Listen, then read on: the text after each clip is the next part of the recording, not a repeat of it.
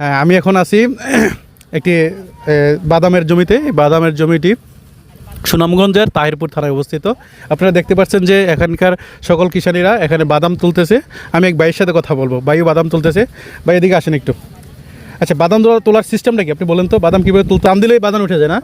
উঠে গেলে যে বাদাম এই মাটির সাথে যে বাদামগুলো লেগে থাকে, গাছের সাথে যে বাদাম লেগে থাকে, হ্যাঁ আচ্ছা, মশলা দিলে বাদামগুলো উঠে যায়। আচ্ছা ঠিক আছে। এই বাদামগুলো 33 শতক জমি চাষাবাদ করতে, মানে একখানি জমি চাষাবাদ করতে কত টাকা খরচ আপনাদের? 12,000। আচ্ছা, বাদাম তো দেখতে পারতেছি আসলে কিষানীরা একবার তুলতে হয়, তারপর ছাড়াইতে হয়, তারপর এগুলাকে আবার শুকাইতে হয়। আচ্ছা, এই আপনাদের এই কত টাকা করে দাম পড়ে এগুলা? ওখানে আছে আপনার 80 টাকা 60 টাকা পড়বো বীজাটা। বীজাটা। আর শুকানোর পরে মন কত টাকা কেজিতে 100 পড়বো। ও আচ্ছা আচ্ছা। বাদাম তো খুব প্রয়োজন এবং গুরুত্বপূর্ণ একটি ফসল, আপনারা জানেন।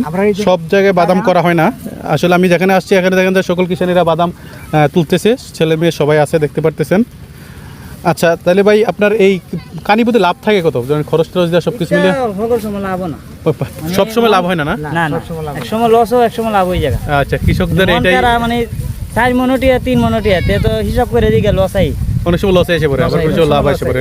এই জন্য বর্তমানে 250 টাকা মন আছে, বড় 3 মন বাদাম। আচ্ছা, যখন দাম বেশি থাকে, যখন আপনার তখন লাভ হয় কি? 4000, এরপরে কিছুটা পাওয়া যায়। ও 4000 হলে তখন কিছুটা পাওয়া যায়। আচ্ছা, যাই হোক, আমি আমার দেশের সকল মানুষকে বলবো যে বাদাম খুব পুষ্টিকর একটা জিনিস। আপনারা এই বাদাম সবসময় খাবেন, তাহলে হয়তো কৃষকদের চাষাবাদের চাহিদা বাড়বে, কৃষকরা তখন বেশি মূল্যে বিক্রি করলে তাদের একটু থাকবে।